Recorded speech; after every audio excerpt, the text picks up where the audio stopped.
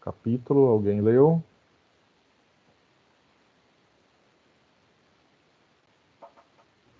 É o 3.3, né, ou não? Não, hoje já é o 4.1 já. Ih, então eu mosquei. O Eu... 3.3 a gente já passou por ele já semana passada. Eita, nós. Ah, Todo então. mundo, todo mundo leu o 3.3? Eu li o 3.2, na verdade. Eu li até o 3.3. Tá bom. Depois vocês leem, então. E, gente, no final da aula, eu vou falar já. Na próxima aula, pior que eu queria dar uma folga pra vocês, mas já vai ser outro trabalho, né? Mas tá, eu dou mais um tempinho de prazo. Para a próxima aula, eu vou pedir um texto que não é o que tem no livro, né? Eu vou colocar ele no AVA, não coloquei ainda. Que é o texto do Engels, que chama O Papel do Trabalho na Transformação do Macaco em Homem. Esse é um texto teórico, né? Ele é meio ultrapassado, assim, tem umas ideias meio ultrapassadas, mas o essencial dele é para a gente entender a função do trabalho. É o título dele, né? O papel do trabalho na transformação do macaco em homem, né? De que forma o trabalho nos constitui enquanto ser humano, né? Da perspectiva marxista, o trabalho é uma categoria central, né? Como vocês viram lá na disciplina, o professor de teorias e técnicas de grupo, ele me falou que passou um texto para um módulo inteiro sobre marxismo, é verdade? Ele fez isso com vocês? Como que Professor, eu. o outro professor é muito maluco. Muito maluco? Vocês deveriam conhecer ele. Por que ele é muito maluco? O que ele faz? Que maluquice que ele faz? Tô zoando só, pô, não faz maluquice, não. Mas eu acho que você conhece bem ele. Eu não. Ah, é? É, Mais ou menos, não sei. Acho que sim, tô louco. eu acho. É... Bom, se eu conhecesse tão bem assim, não estava fazendo análise, né? Há quase 10 anos. E ainda descobrindo coisa todo dia, cada sessão. Mas um pouco acho que eu conheço. Um pouquinho. É... É um processo de conhecimento, é. Sempre. Então, esse professor aí da matéria de teorias e técnicas de grupo, ele falou que passou um módulo inteiro sobre marxismo, é verdade? Isso daí? Ele fez isso com vocês? Não, tá errado. Mentira. Não, vocês não viram? Ele mentiu pra mim? A gente viu pra caramba sobre marxismo. Bem. Fala, Paula. Não, eu não ia falar nada, não. Ia falar o quê? Eu disse que eu não ia falar nada, não. Ah, tá. Abriu sem querer o microfone. Então, num daqueles textos, pelo menos, ou em todos, enfim, deve ter aparecido lá o trabalho como uma categoria do marxismo, né? Do materialismo dialético. E o trabalho é uma categoria meio que central mesmo, né? No materialismo dialético. Até se a gente pegar o Berger, que ele nem é tão marxista assim, né? Ele fala a ideia que ele chama de exteriorização, dá para a gente fazer uma aproximação com a ideia de trabalho do marxismo, né? Enfim, e é esse texto do Engels, então ele vai defender a centralidade do trabalho no processo mesmo de humanização, né? De que nós só somos seres humanos por conta do trabalho, né? E aí depois eu vou passar um outro texto que vai dar tempo esse semestre. Semestre passado não deu tempo de eu passar esse outro texto,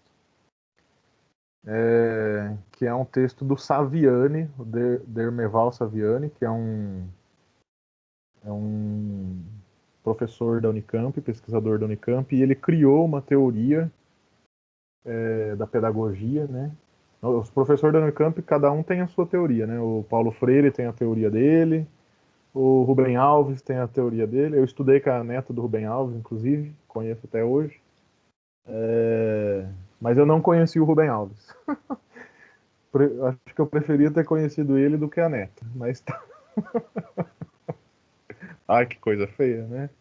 Bater na boca. Mas enfim, eu não conheci o Rubem Alves pessoalmente, né?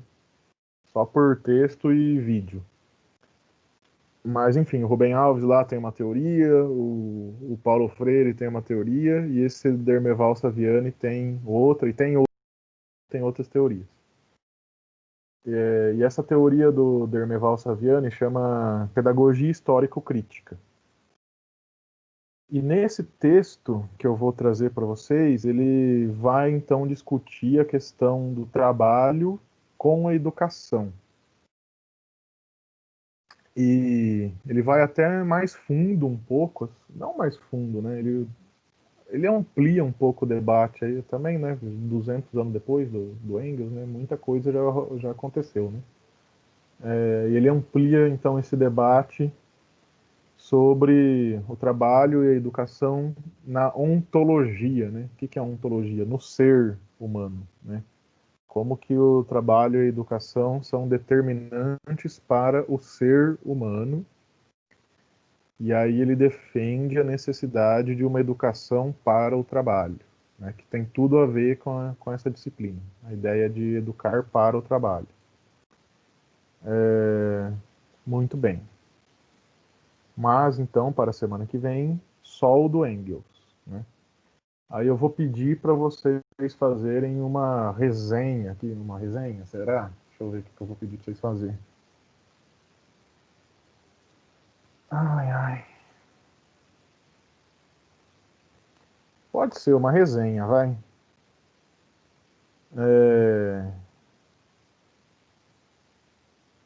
Mas aí quem quiser esperar, quem quiser ler, esperar a aula, fazer a resenha para entregar dia 10, né? Quem quiser fazer a resenha depois da aula, pode, né? Vou dar um prazo maior. Aí vocês me entregam o projeto de vida até dia 6, que é super tranquilo, e até dia 10 vocês me entregam essa resenha desse texto. Mas a aula desse texto vai ser semana que vem, dia 3. E é isso, tá? Aí vai estar lá no portal, professor? Sim, eu vou colocar no encontro no 4.2. Vou até escrever aqui, até para eu mesmo lembrar depois. Posso mandar no grupo também. Vou colocar nos dois lugares. Porque é o ponto que a gente parou, né? Hoje é a aula 4.1, aí vai ser o 4.2.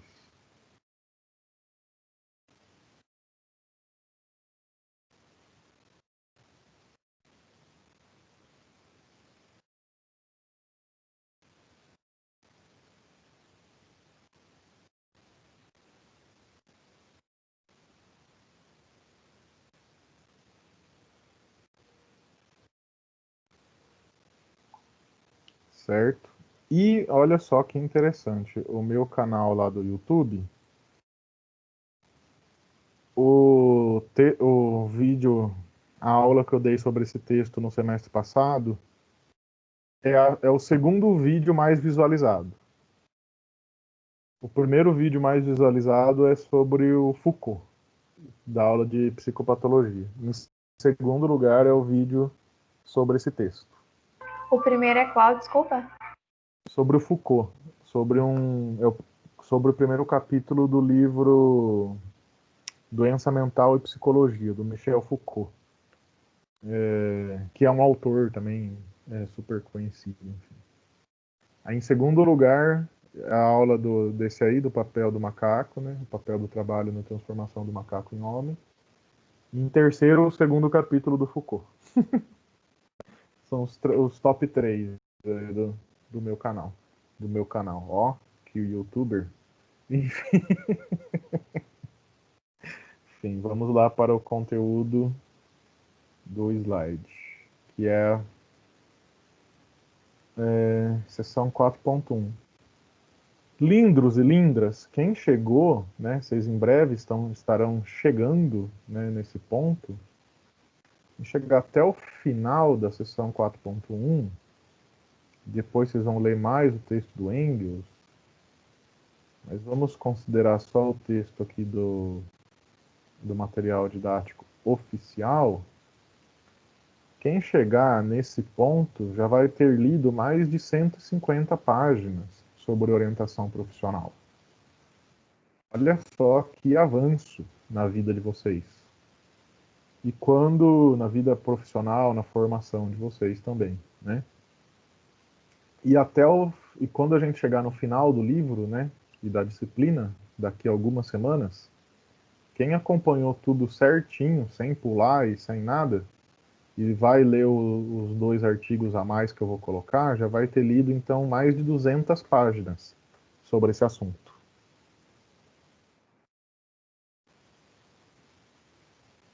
O que vocês acham disso?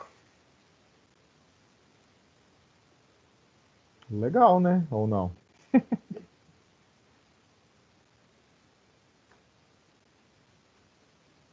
Tinha muita sabedoria que eu ainda tenho que pôr em dia. Muito conteúdo para pôr em dia ainda? É. Então, e é isso que eu não fico bravo com você nem com ninguém, viu, João? Mas assim, é só pontuando novamente, né, que eu insisto para ficar em dia, porque é bastante conteúdo, né? Mas se você faz um pouquinho de cada vez, depois de 1 mês, 2 meses, 3 meses, você olha para trás e você vê que você fez bastante, né? Fazendo um pouquinho de cada vez, é a coisa do tijolinho, né? Tijolinho por tijolinho. Quando você olha, já construiu bastante coisa. Ou os passinhos aí, que nem a Jéssica falou hoje, né? Um passo depois do outro. Quando você viu, você já caminhou bastante. Então não precisa correr, né? Nem precisa se afobar, nem nada. É só fazer um pouquinho por vez que o resultado aparece. Leva um tempo, claro que leva, né? Tudo da vida é assim. A vida não é o iFood, que você pede em 1 hora chega, né? O iFood é uma coisa muito mágica, né? Você vai lá, clica o negócio, dali a pouco tá na sua casa. Nossa, é tão bonito isso, né? Mas enfim, a vida não é um iFood, então a gente tem que fazer um pouquinho de cada, mas fazendo um pouquinho de cada, depois quando a gente olha para trás a gente vê que fez bastante, né?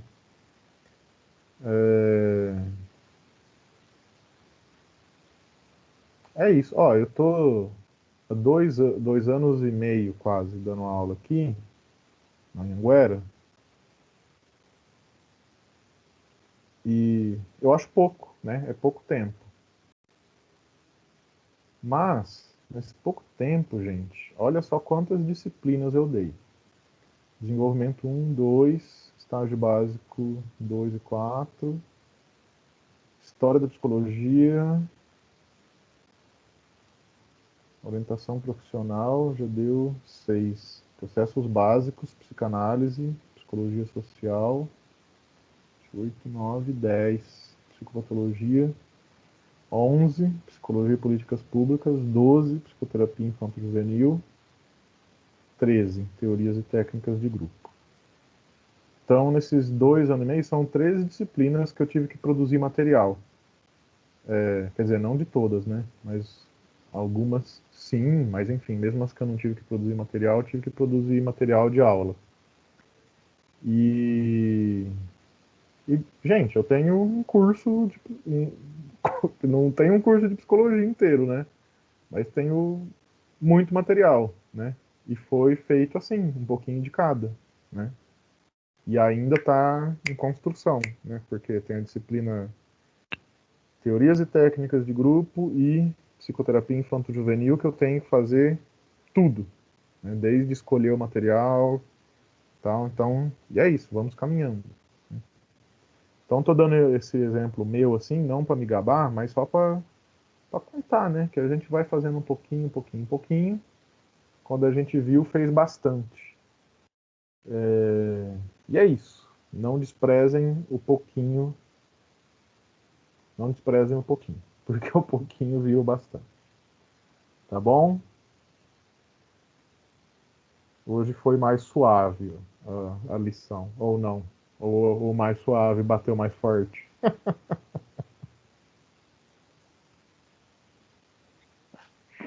De boa, tranquilo. De boa? Hoje foi mais suave. Né? Então tá bom. Então esse capítulo 4.1 é trabalho, indivíduo e categoria profissional.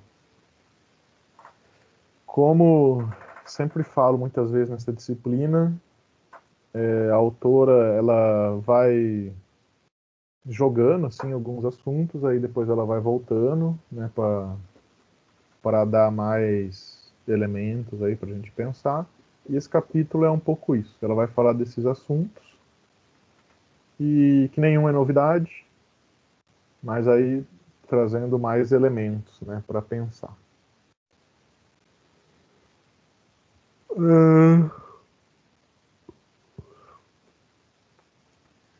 Bom, aí, né, entre os vários aspectos, né, da escolha profissional, um deles é a maneira como o jovem se imagina na relação com o mundo. Então, é aquela ideia de com o que ele pode contribuir para a sociedade, né? É um aspecto que pode ser explorado aí, né, na orientação profissional, né? Destacar ou provocar, né, essa essa reflexão, né, do que o adolescente, o jovem, enfim, né, que ele acha que ele pode contribuir para a sociedade. Bom, a autora ela vai trazer uma conceituação de trabalho apoiada na Hannah Arendt, gente, que sei lá, eu não conheço, na verdade não posso falar nada dessa autora porque eu não conheço, nunca li nada dela. Mas ela é uma autora aí renomada, aí do século XX, enfim. E a Hannah Arendt vai considerar o trabalho como transformação da natureza. E essa transformação da natureza é um processo histórico e cultural. Para mim, isso se aproxima muito da visão marxista, talvez a Hannah Arendt tenha bebido nessa fonte aí, né, para conceituar, para chegar nessa conceituação de trabalho. Então, justamente para a gente ter uma conceituação bem marcada do que é o trabalho e como que ele é relacionado com a nossa vida, com o nosso ser, né, que eu vou trazer o texto do Engels, né, porque eu acho que nisso a autora e a Lilian, né, a autora do livro, acho que ela peca bastante. Acho que faltou uma fundamentação mais sólida, assim, mais aprofundada em muitos quesitos e a própria ideia do trabalho eu acho que faltou aí, né? Mas tá bom. Mas de qualquer forma, né, isso se aproxima essa concepção da Arendt com a concepção marxista, né, que é o trabalho entendido como transformação da natureza, e esse é um processo histórico e cultural. O homem pode planejar sua ação e a inteligência permite que tenhamos estratégias de ação levantadas antes da execução do trabalho. A capacidade de planejamento é uma característica inerente à espécie humana.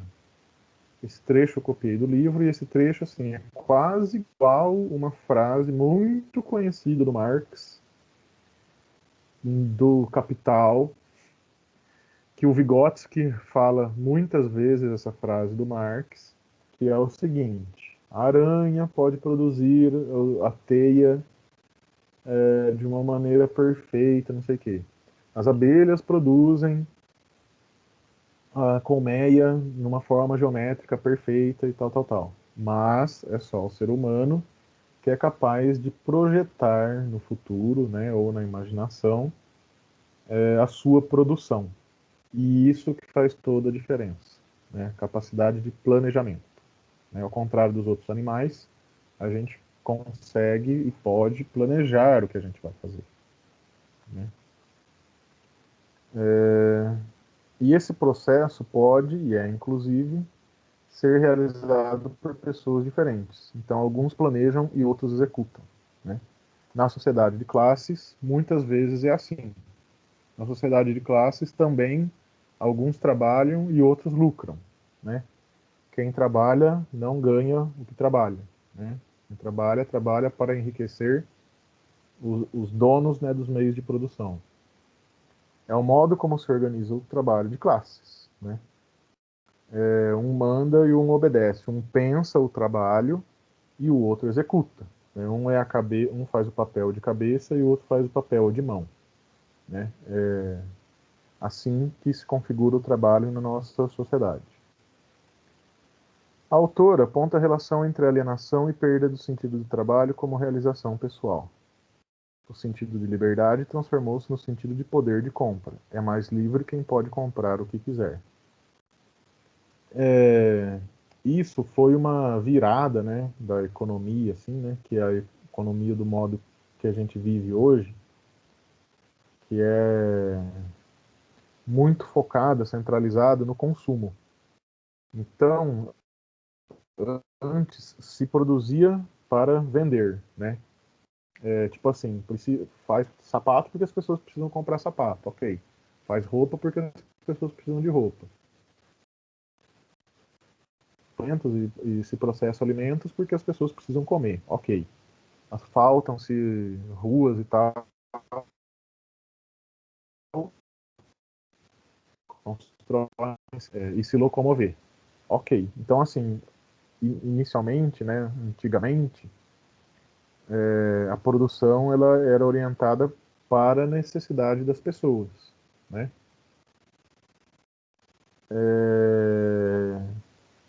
E hoje não, hoje é o contrário. Hoje as empresas, as grandes empresas, criam uma necessidade para produzir, né? Para vender, né? Criam uma necessidade para poder vender produtos. Então, por exemplo, você precisa de um smartphone ou não? O que vocês acham? Cara, boa pergunta. Não é um negócio essencial para viver, mas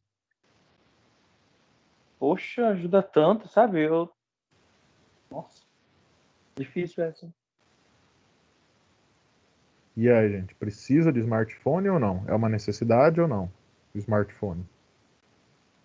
Eu acho que sim, hoje sim. Hoje sim? O que você quer dizer com hoje sim? Tem pessoas que dependem disso para trabalhar. Ah, sim, mas aí tem pessoas que dependem de trator para trabalhar e nem por isso todo mundo tem trator, né? Ah, tá. Entendi. Ah, você quis dizer assim para todo mundo. Todo mundo tem um smartphone, né? Todo mundo, assim, a grande maioria das pessoas tem um smartphone. Mas é uma necessidade? Ou não? Necessidade não. Sobrevivência não. Muito bem, não é uma necessidade de sobrevivência, né? Mas é uma necessidade ou não?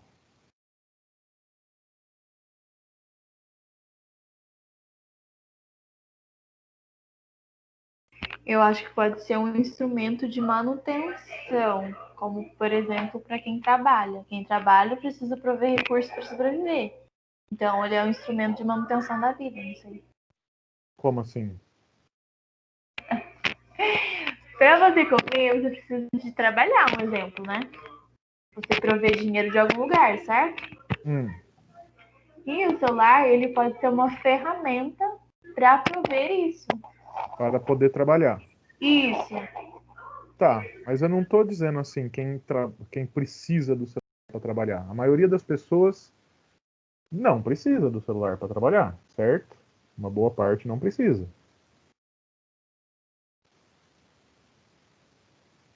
Sim. Então, e é uma necessidade o smartphone? Eu acho que é.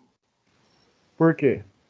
Porque hoje em dia CNH é digital, carteira do CRLV também é digital, banco, você resolve tudo muito rápido, você precisa falar com alguém urgente. Você não precisa estar com ele na mão 24 horas, mas é necessário você ter. Então, em que medida isso é uma necessidade? Como assim, em que medida? Porque, ó, foi dito assim, hoje é necessário, você está me apontando para além do trabalho, várias funcionalidades que tem esse aparelho, e o João acho que falou que não é necessário para sobreviver, né? Se você... Eu conheço pessoas que não têm smartphone e sobrevivem, né? Mas, por incrível que pareça. Mas, mas acaba sendo necessário. Por quê? Por conta disso, da digitalização. Hoje em dia, você vai abrir uma conta no celular, você não vai mais no banco para resolver um problema. CRLV é digital, você precisa apresentar algum documento, tipo a CNH também, agora ela é só digital. Você carrega os seus documentos, hoje em dia você vai carregar a sua identidade no celular. Você não pode sair sem uma identidade de casa hoje. O celular já carrega ela com você. E se acabar a bateria? Bom, uma coisa né?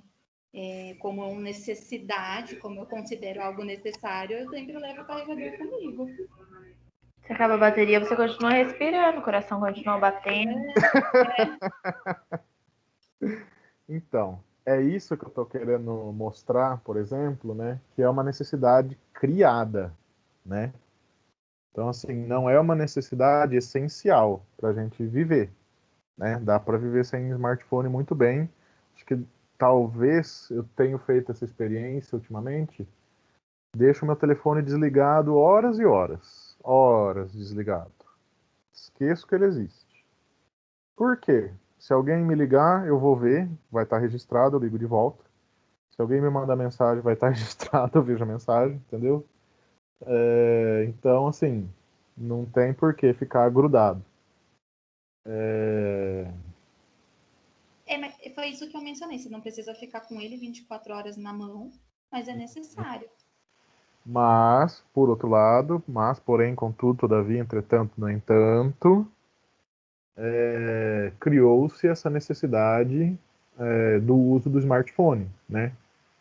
Porque ele tem muitas funcionalidades, muitas facilidades, facilidade de comunicação, facilidade de transação bancária, aplicativos né? Uma miríade aí de aplicativos para resolver ou para piorar os nossos problemas, né? A gente às vezes acha que está resolvendo um problema com um determinado aplicativo e não está resolvendo nada, está piorando o problema. Criou-se essa necessidade. Então, assim, a gente não nasceu, não precisa necessariamente do smartphone para sobreviver, mas criou-se essa necessidade. É uma necessidade criada, né? Entende? Então, assim, é necessário ter um smartphone, mas é uma necessidade criada, não é uma necessidade essencial. Pode falar, Ana Paula que está falando, né? Não, não é nada não, eu falei sem querer. Pode falar. Não é nada mesmo. Falei sem querer. Falho nada. Não é nada não. Falho nada que você falou. Agora eu fiquei curioso. Não, realmente, não era nada não. Ai, Ana Paula, você não falou nada a aula inteira, agora que você fala, não quer mais falar?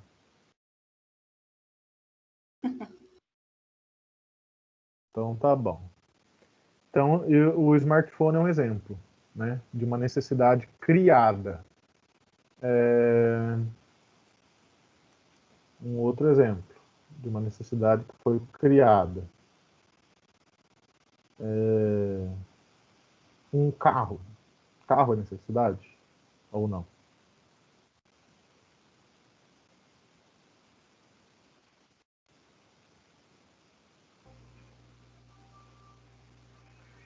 O que A vocês mesma acham? coisa, necessidade criada. Por quê? Porque se estragar, você continua aí vivo, respirando, o coração continua batendo. Hum, mas para que é necessário ter um carro? Sim, Ou, para locomoção. mas eu preciso ter o carro? Ter não, né? Pode pegar um Uber, que não é seu, mas dá pra você andar se você quiser. Só Uber? É cômodo, né? A gente ter um carro. Ônibus, moto. Só Sim. Não, moto não é um moto? carro, né? Mas é um automóvel. E que mais? Nossas duas pernas, né? Olha só! Quem que falou isso? Quem falou isso de andar com as pernas? A Stephanie. Muito bem, Stephanie. Descobrimos uma parte desconhecida do nosso corpo. Essa é boa. Nossas pernas servem para nos levar de um lugar para outro? É para isso que serve? É muito É cômodo, mesmo? né? Tem certeza? Hã? É, é muito cômodo, né? A gente tem tudo muito fácil hoje. O carro tá aí, o Uber tá aí, né? Mas nossas pernas é que nos leva a locomover, né? Então, E eu vou falar mais uma função da perna que você não vai acreditar. ok. Sabia que dá para fazer mais uma coisa com a perna? E com os Ok. pés? Além de andar de um lado para o outro? Hum. Pedalar. É mesmo, É verdade. mesmo!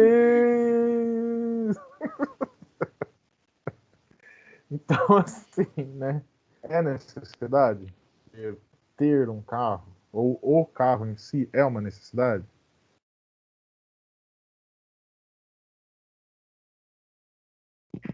Não, é mais cômodo, né?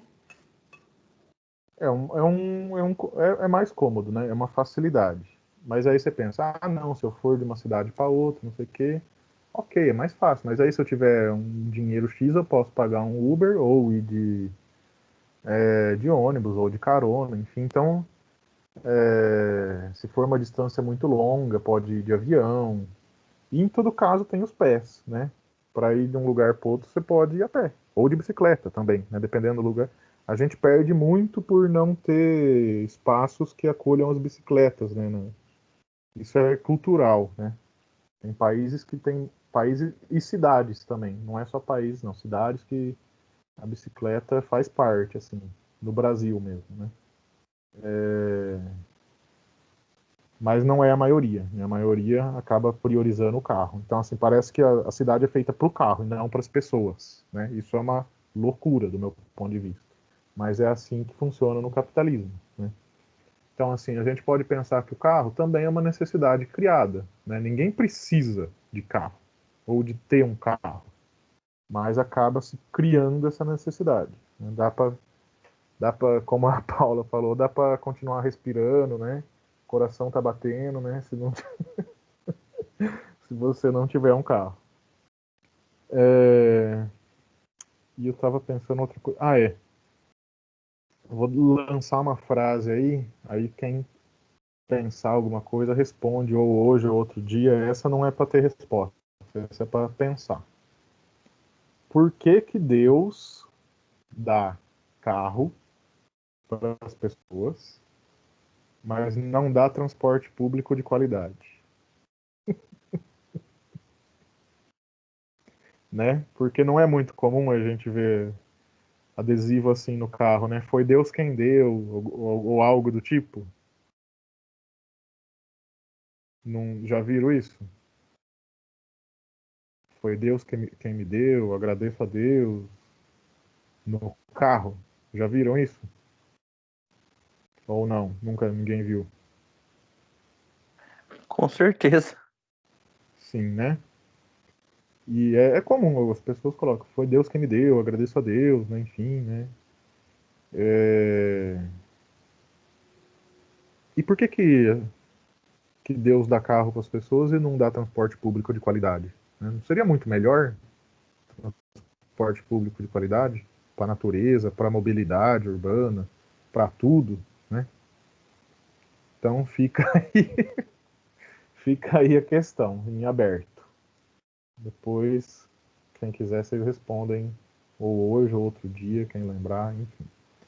Mas o que eu estou querendo trazer com esses exemplos, seja o smartphone, ou seja o carro, ou aí vamos pensar numa coisa mais fútil, entre aspas, né? A coisa da marca, né? Você ter uma marca, enfim, porque essa marca te traz mais prestígio, te traz mais aceitação social.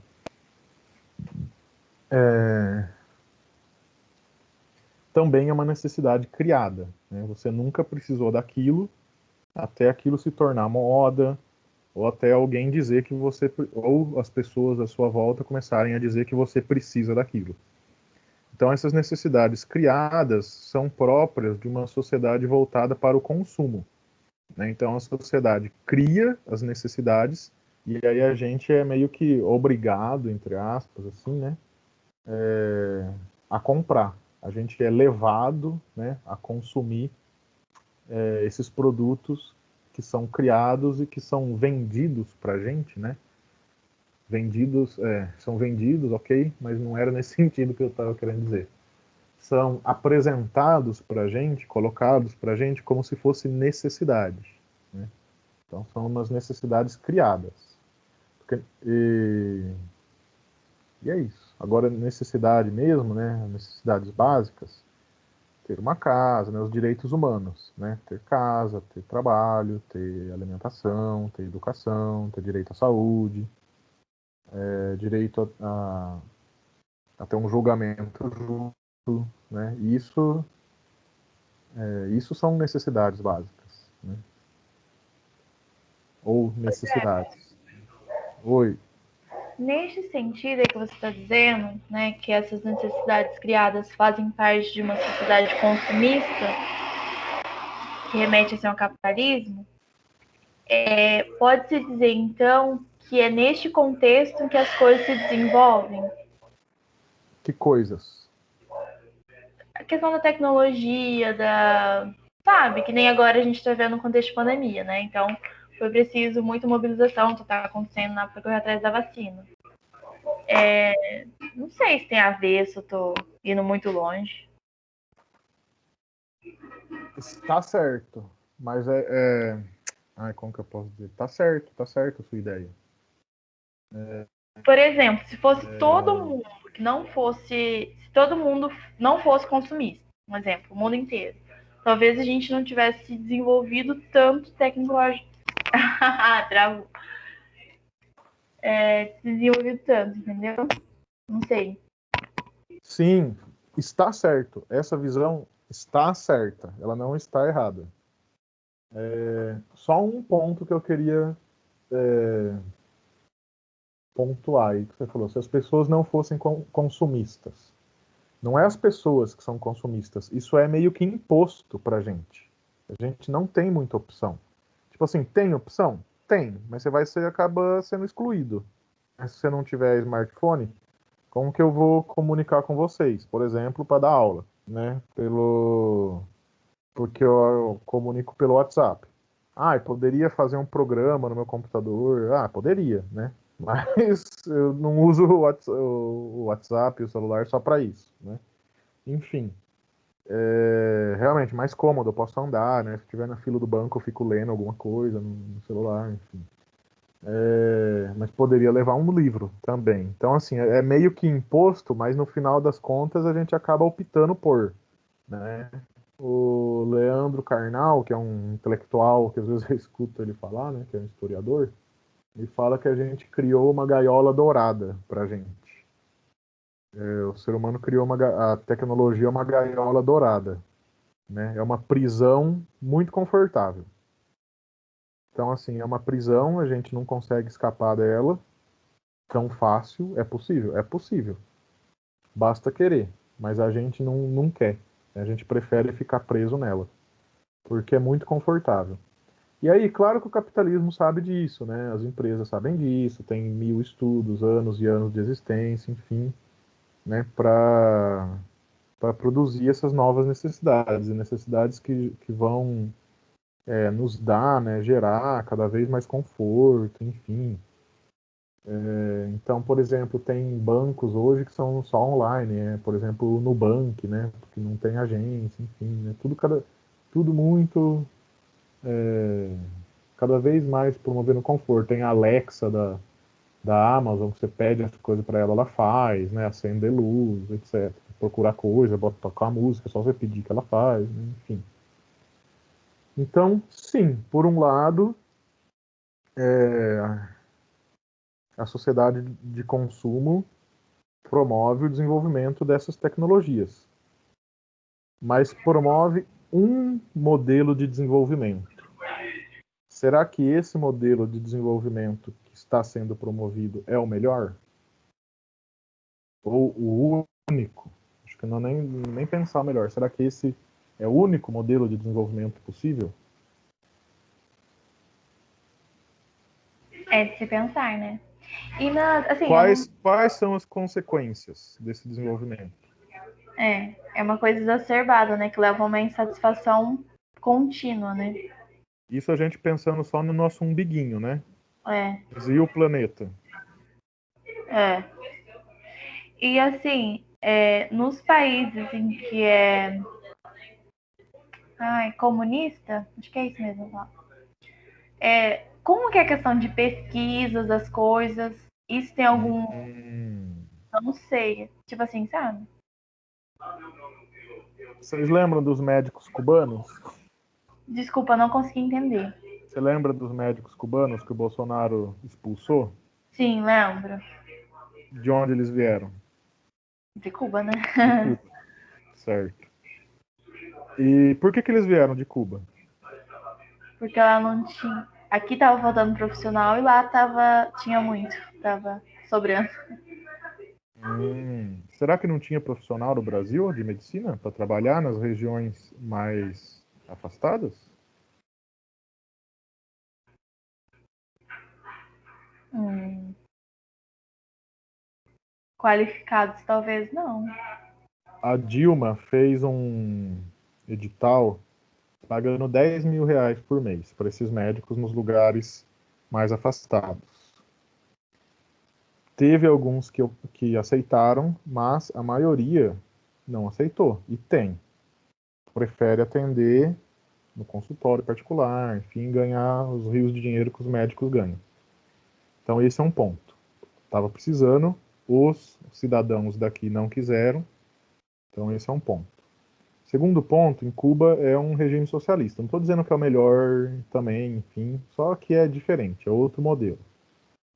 E aí, nesse modelo, que não está orientado para o lucro, as pessoas têm acesso à universidade. Não é que nem vocês que precisam pagar ou que tem que passar por um processo seletivo muito difícil, né? Então você tem que pagar de novo para fazer cursinho ou escola particular para poder entrar numa universidade pública, ou pagar rios de dinheiro para fazer uma universidade boa.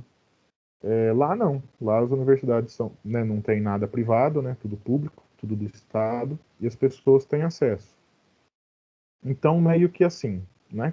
Tipo assim, quem quiser ser médico né? Não é tão simples assim. Mas é mais facilitado esse acesso. E o modelo de medicina lá é o modelo chamado medicina da família, que quando eles vieram para cá, mudou-se até a legislação do SUS, né, para orientar essa medicina para ser a medicina da família, uma medicina mais comunitária, né. E Cuba, não é de agora, faz já muito tempo, tem um processo de formação de médicos, como lá tem de verdade muitos, eles mandam esses médicos para os outros países. Então não é só no Brasil que tem os médicos cubanos. Tem muitos países, em lugares que não existe médico, Cuba envia médico. E tem um outro país que diz que é o melhor do mundo aí, que o que ele manda para os outros países? Manda médico ou manda bomba? Mas é bomba. Manda míssil, né? Interfere na política dos países para incentivar a ditadura, né? É isso. Enfim, você deu o exemplo aí do... Você perguntou, né? Foi uma curiosidade sua, né? Sim, foi uma curiosidade. Mas eu ia dar um exemplo mesmo. Da Guerra Fria, né? Que existia ainda a União Soviética, eles estavam, né, fazendo a chamada guerra espacial, né? Então, assim, existia um desenvolvimento tecnológico, sim, num país comunista. Tanto que foi o primeiro que mandou um satélite, né, para o espaço, foi a Rússia, né, que era um país comunista. A China é um país misto aí, né? A China eu não conheço muito, para falar a verdade. Mas ela também passou por um processo de revolução socialista. E hoje ela é o gigantão do mundo aí, né? Que está dominando o mundo. Vai deitar os Estados Unidos rapidão. Se isso vai ser bom ou ruim, não sei. Acho que talvez vai ser. Talvez a gente vai sofrer muito ainda na mão da China. Mas é um país aí que teve uma revolução socialista, né, no seu processo histórico. Então, assim, estou dizendo assim, então vamos virar comunista socialista? Também não, né? O que eu estou querendo dizer é o seguinte, é justamente colocando essa dúvida, né? Será que é o único modelo possível, né? Ou o melhor? Ou nem isso de ser o melhor, mas será que é o único? Será que a gente não pode pensar outros modelos, né, para além desse? É algo para se pensar. Muito bem. Eu estava vendo uma pesquisa também esses dias, uma reportagem, que fizeram uma pesquisa, né? Acho que foi a própria CIA, se eu não me engano, que estava investigando. Acho que tipo assim foi um negócio para falar mal e acabou virando. Foi um tiro, saiu pela culatra, né? Acho que a CIA foi fazer uma pesquisa lá na Rússia, né? Na época que a Rússia era comunista, para ver sobre a dieta, né, dos russos, para ver se eles estavam passando fome, se estavam desnutridos, etc., em comparação com a dieta dos estadunidenses. E foi justamente o contrário. Os estadunidenses tinham muito mais carências nutritivas do que os soviéticos. Enfim, mas aí isso daí é outro assunto, a gente pode pensar isso em outra ocasião. O que eu estou colocando assim, nesse momento é assim que é a nossa sociedade? Será que tem que ser assim? Aí já não sei, é algo para a gente pensar. Pode avançar disso? Bom, e outro ponto que eu também não toquei aqui, né, é que a autora ela vai apontar a relação entre alienação e perda de sentido do trabalho como realização pessoal, né? Então, aqui essa autora também não tem faltou aí para ela uma fundamentação, né? Porque assim, se você for pensar, né, pelo materialismo dialético, não tem uma perda do trabalho, uma perda do sentido do trabalho como realização pessoal. O trabalho no capitalismo é sempre alienado, né? O trabalho no capitalismo é alienado. Não é uma coisa que tipo perdeu-se o sentido do trabalho. O trabalho no capitalismo é alienado, porque ele é explorado, né? A classe dominante explora a força de trabalho da classe dominada. E aliena a produção, e aliena essa produção, né? Mas o que ela está querendo destacar aqui, né, é que é novamente aquele sentido do trabalho como sobrevivência, né? Que acho que para a grande maioria das pessoas, o trabalho ele é. Por que as pessoas trabalham? Porque precisa sobreviver. Precisa viver, precisa pagar as contas, então trabalha. Não tem outra alternativa, né? Enquanto que o trabalho tem um potencial de ser uma atividade de realização pessoal, né? Isso tem, o trabalho tem essa potencialidade, né? Quando a gente lê o Engels, a gente vai entender melhor isso. Então, semana que vem, leiam o texto do Engels, que aí tudo isso vai estar muito bem aprofundado, né? Por que tem esse sentido o trabalho tem esse potencial de ser realização pessoal? Porque o trabalho é atividade humana, né? É isso. Então, você pode se realizar pelo trabalho. Mas no modo como ele acontece no capitalismo, ele é o trabalho alienado, né? Exploração da mão de obra dos proletários. Enfim, bom, é isso. Posso avançar? Sim, pode sim. Aí aqui eu colei vários pedaços literais do texto, né? Para a gente pensar sobre os sentidos do trabalho. Bom, vamos lá. Nesse sentido, cabe ao profissional de orientação profissional estar ciente das reconfigurações dos ambientes ocupacionais, bem como das transformações pelas quais passa o mercado de trabalho, levando seus orientandos a um processo de reflexão sobre sua escolha profissional em termos de suas expectativas e postura, para de fato construir uma identidade ocupacional. Ok, né? Isso ela falou já várias vezes, né? Que a gente, enquanto profissional da orientação profissional, precisa conhecer como está o trabalho hoje, né? E também orientar, né? Passar essa formação para os orientandos, né? Que é muito dinâmico, que tem várias mudanças imprevisíveis, que muitas profissões vão deixar de existir, que tem crises cíclicas, né, no capitalismo, e quem é você, né, no meio desse furacão, né? Que é um pouco essa pergunta que ela faz aqui, né? Com o que você, né, nesse contexto, com o que você pode contribuir?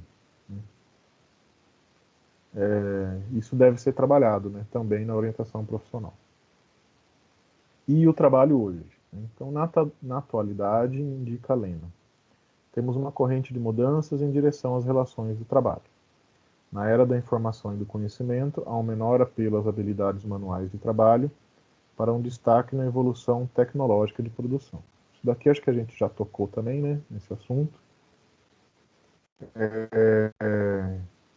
Passei até aquele videozinho lá da BBC, né, que muitas profissões já sumiram, muitas ainda vão desaparecer, porque está tudo sendo automatizado. O que vai estar em voga, em evidência, vai ser nós, por exemplo, que é um tipo de trabalho que nenhuma máquina faz, né? Trabalho seja na área da educação, seja na área da clínica, nenhuma máquina consegue fazer o trabalho que só um ser humano consegue fazer. Agora, se é um trabalho repetitivo, manual, etc., isso daí a máquina consegue fazer. O mundo do trabalho configura-se em um cenário dinâmico, competitivo, com necessidades constantes de adaptação, buscando novas competências e lidando com as transformações. Também pontuar, né, que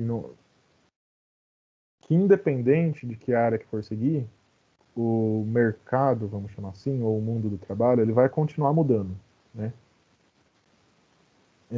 Então a gente vocês, né, futuros profissionais aí, tem que estar sempre prontos para essas transformações e adaptações.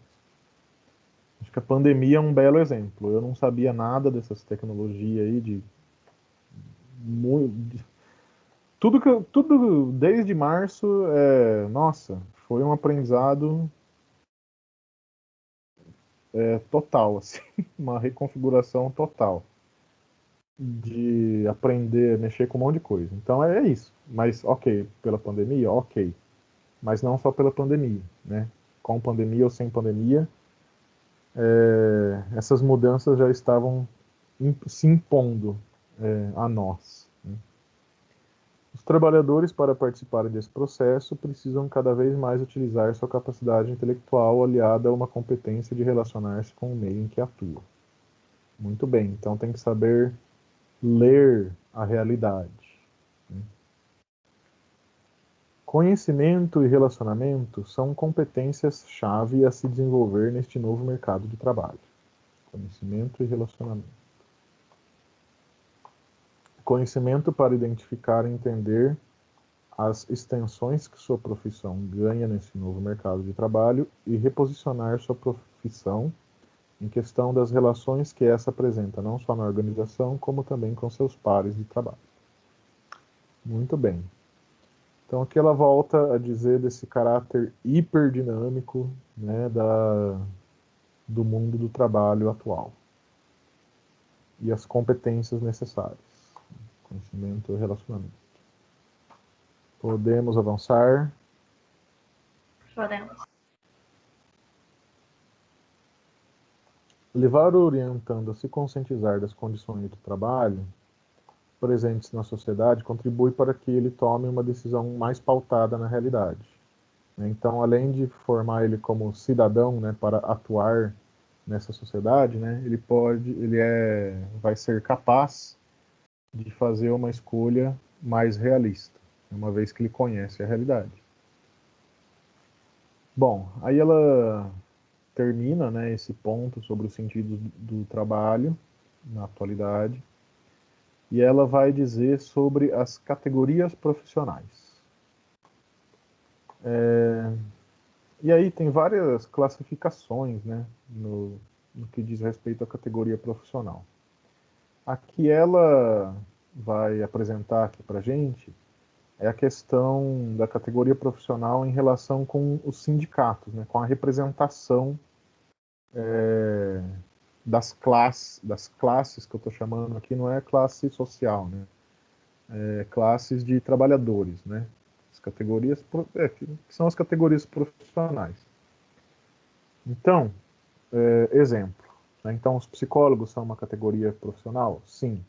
Né, ela vai chamar ali de categorias diferenciadas. Nós somos uma categoria diferenciada. Mas, por exemplo, né, o que vai determinar é o ramo da empresa onde esse profissional atua. Por exemplo, o que caracteriza uma categoria profissional é a participação dos trabalhadores em uma mesma atividade econômica. Atividade essa fornecida pelo empregador ou pela empresa e não pela trabalho ou função em si. Então, por exemplo, a costureira é uma profissão, mas quando uma costureira é empregada em uma indústria têxtil, ela pertencerá à categoria dos têxteis. Né? A filiação sindical dela, né, vai corresponder aos têxteis. Trabalhadores da produção de uma fábrica de plásticos, por exemplo, eles são vinculados à categoria dos químicos, né, as empresas que trabalham com produtos químicos. Né. Você pode ser da manutenção, né, se é da manutenção, se é uma pessoa que trabalha com manutenção, essa é a sua profissão. Mas a sua categoria é a categoria dos químicos. Mas, se você trabalha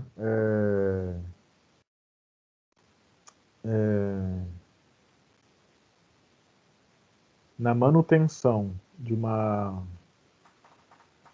loja, você é da categoria do comércio, né?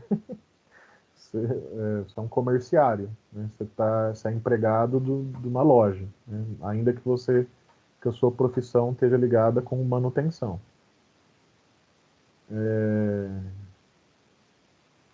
Vamos pegar aí, né, limpeza. Você é da área da limpeza, né? Mas se bem que depois da reforma trabalhista, limpeza está tudo terceirizado, né? Mas faz de conta que não está terceirizado, né? Então você é da área da limpeza. Você trabalha numa indústria automobilística, você é daquela categoria qualquer. Metalúrgico, né? trabalha numa empresa metalúrgica, de metalurgia, você é daquela categoria, né? Vai poder ir lá desfrutar da sede do Sindicato dos Metalúrgicos. Que alguém falou que em Santa Bárbara aí não é tão grande, né? Acho que foi o Wender que falou que o Sindicato dos Metalúrgicos aí, a sede deles, o clube deles não é tão legal aí, né? Ou é? Wender. Enfim. Que não é muito legal. E agora? Que não é muito grande, acho que você falou, a sede deles, o clube Foi deles não é isso. muito grande. Isso. Ok, então, bom, acho que deu para entender essa lógica, né? Que a categoria que o profissional faz parte não depende da profissão, mas da área da empresa que ele atua. Eu mesmo, né, eu sou contratado pela Anhanguera como professor, né? Então, tipo assim, minha profissão aí é professor, mas a minha formação é como psicólogo, né? Sou psicólogo. Mas na minha carteira de trabalho está professor. Então eu sou vinculado ao Simpro, né, que é o Sindicato dos Professores das Escolas Particulares. Escolas e faculdades particulares. E tem uma outra organização que são dos professores de escolas públicas, que é a APOESP.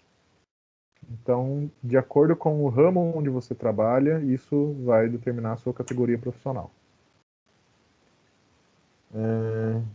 Inclusive, eu sou sócio do SESC, tenho carteirinha do SESC, porque como é empresa,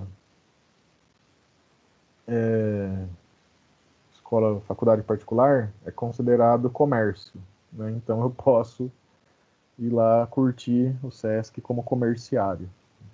Apesar de eu não ser vendedor, né, não ter nada a ver com isso, mas a empresa está nesse ramo da economia, né? É um ramo comercial. Aí a gente pode discutir mais em outra hora o que isso pode significar ou não, mas aí fica para depois. Só para ilustrar a questão das categorias profissionais. Bom, agora já as categorias diferenciadas não possuem relação direta com a atividade de empregador ou empresa, possuem uma regulamentação específica de trabalho diferente dos demais empregados da mesma empresa.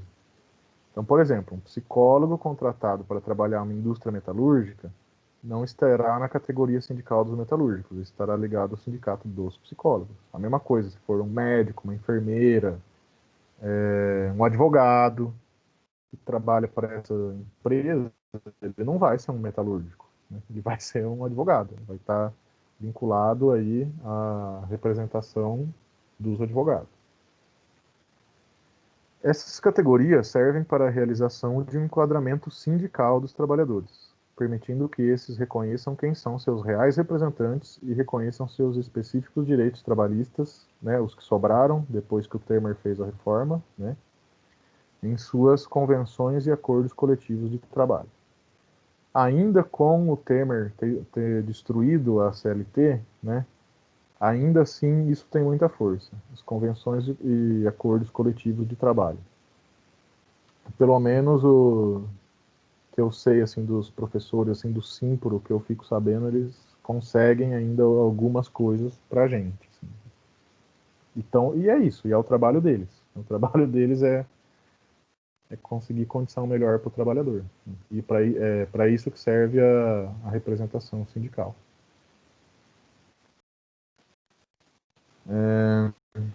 Ok, pode avançar. Aí tem gente que vai falar, mas tem sindicato que não faz nada. Realmente, tem sindicato que não faz nada, mas deveria fazer, né? Que essa é a função deles. Pode avançar.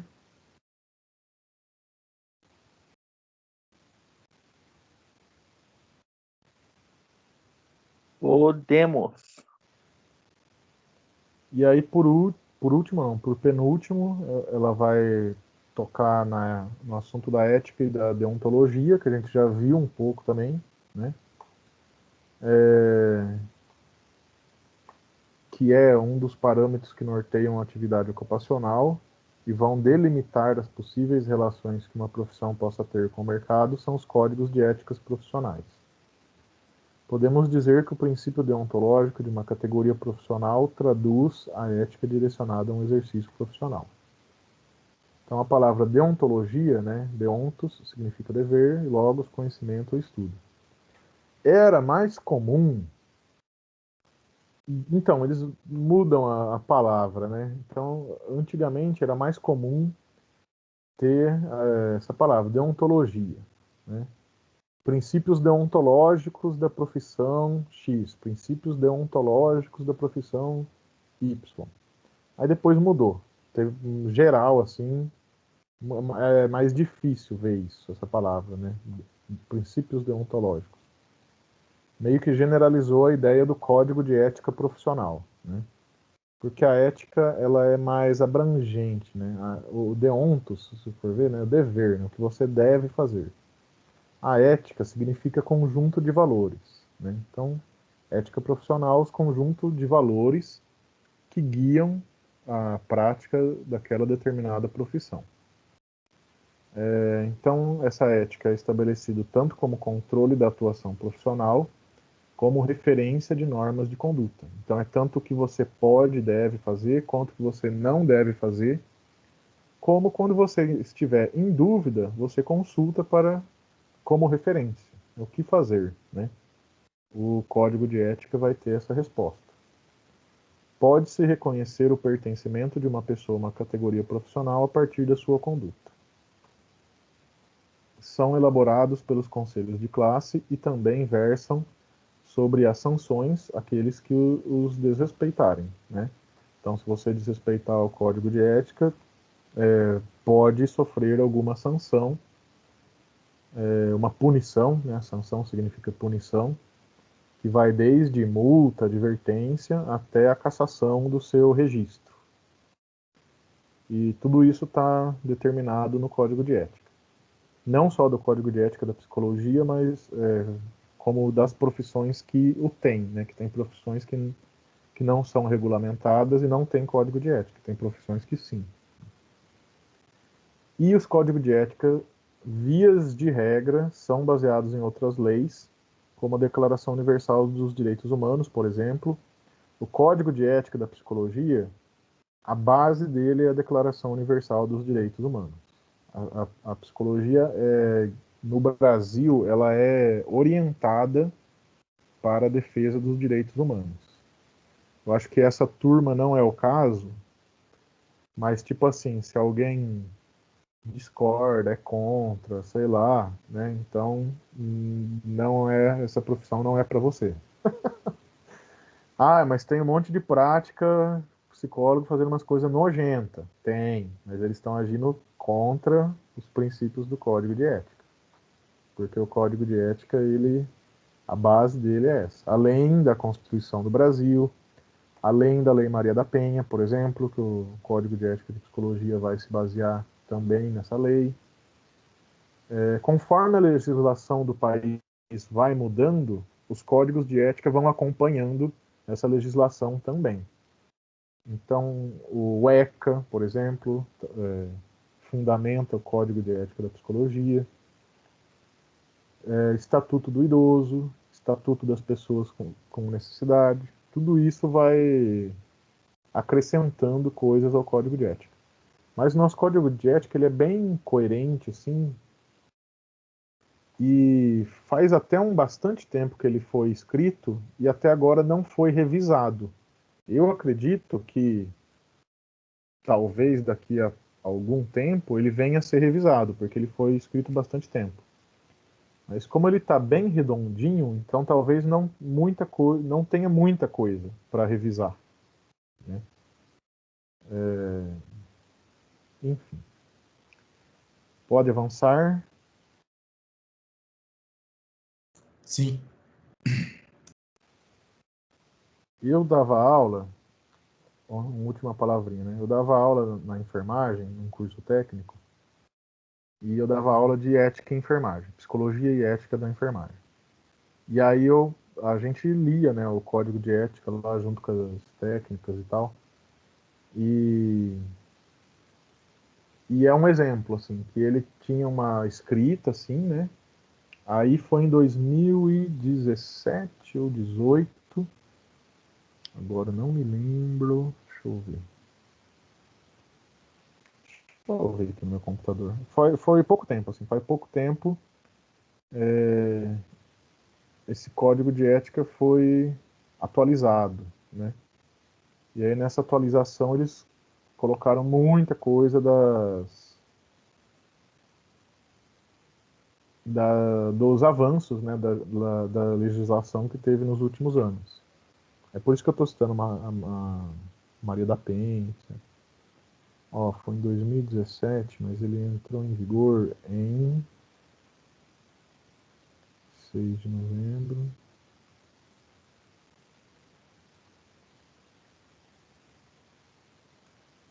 Ele entrou em vigor, acho que em 2018. Ele foi escrito em 2017, mas ele entrou em vigor em 2018. Então ele é bem recente. E o nosso código de ética acho que é lá dos anos 2000, então já tem uns 20 anos aí, né? De quando é o nosso? Deixa eu ver. Agora fiquei curioso. O computador está travado, vem no celular, mas fácil.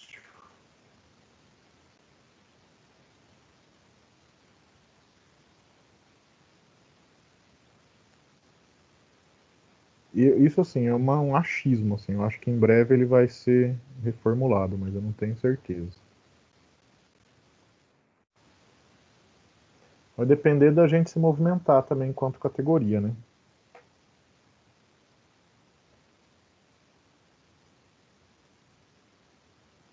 Para isso.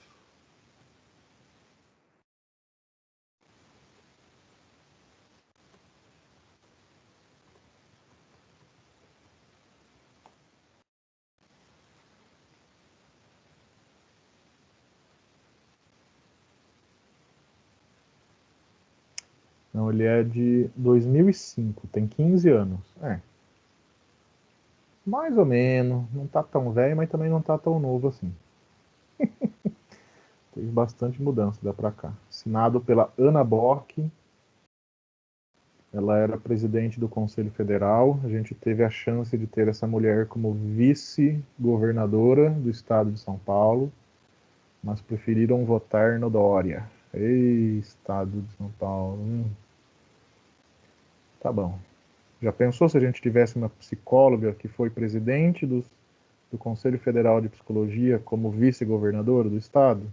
O como isso seria bom para a nossa categoria? Já pensou? Ou não? Vocês acham que não seria bom?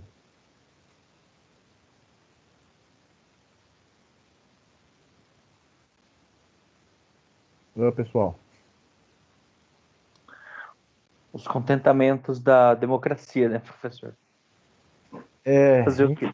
Infelizmente tem que aceitar, né? O que a maioria votou. Por mais absurdo que seja. Fazer o quê? Fazer o quê? Tentar esperar. É assim que funciona a democracia. Não, você está esperando nada, cobrar quem foi eleito. Verdade. Bom, próximo. Afinal, eles são nossos empregados. Isso daí que o povo tem que entender, que ninguém entende. Que a gente não tem que bater continência para político. Eles são nossos funcionários. Tem que trabalhar para a gente. Só que a gente, enquanto povo, não se deu conta disso ainda. Não sei quando que vai. Não sei se vai acontecer isso. O Chile, o que está acontecendo no Chile essa semana? Eles derrubaram lá a constituição da ditadura lá do Pinochet e vão escrever outra. Mas por quê? Porque o povo acordou. Né? Então, até o povo aqui acordar, lá nos Estados Unidos, desde, não vou nem lembrar o mês, mas é desde o começo do ano, está tendo movimentação por conta de abuso policial. Porque o povo acordou, né? Então, e a gente? Bom, último slide aí, para a gente ir pro estágio. Por último, assim, ela fecha o capítulo com esse passo a passo aí do sucesso profissional, né? que é um passo a passo mesmo, né? O que deveria um pesquisador aí, né, que desenvolveu esse entendimento aqui, que seria esse o passo a passo, né, de até chegar na estabilidade, né, sucesso profissional. Então, o primeiro passo é alinhar a carreira com valores, o que significa descobrir as crenças e assumir quais são os nossos valores que reforçam a chance de optar mais assertivamente. Ok, né, isso a orientação profissional ajuda. Entender estratégias de escolha, escolher o que se quer e principalmente o que não se quer fazer, né? Identificar os seus limites, né? Até onde você vai, até onde você não vai, né? Definição dos limites de atuação. O planejamento de carreira consiste em detalhar como se quer chegar. Um pouco a gente fez isso no nosso projeto de vida, né? Planejamento de carreira, só mais amplo, né? Não foi só voltado para a área profissional. E a implantação do planejamento, né? Uma vez que está tudo planejado, você implanta o planejamento. E aí, segundo esse autor, uma vez que implantou o planejamento, o próximo passo é a estabilidade. Que bom, né? Que simples, né? Bom, estou sendo irônico, né? Claro, acho que é muito mais complexo do que isso. Mas aí é um plano geral, né, de caminho a ser seguido. E esses passos podem ser relacionados com as etapas de um processo de orientação profissional, né, como foi bem, conforme eu fui exemplificando, comentando e pontuando até aqui. Certo?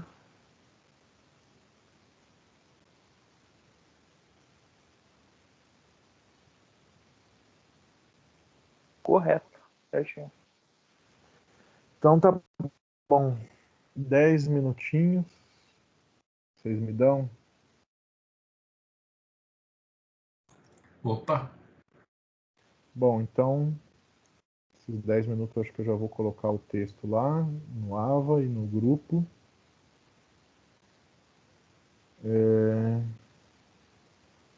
Acho que eu já coloquei data aqui, né? E aí esse texto faz a resenha, vou colocar lá no grupo também, pro dia, que dia que eu falei? A próxima semana, né?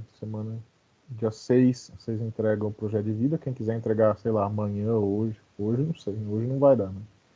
Quem quiser entregar amanhã pode. E aí a resenha no dia 10. São 9 só, pode fazer individual, resenha individual, pro dia 10. Vou pôr lá no grupo. Certo.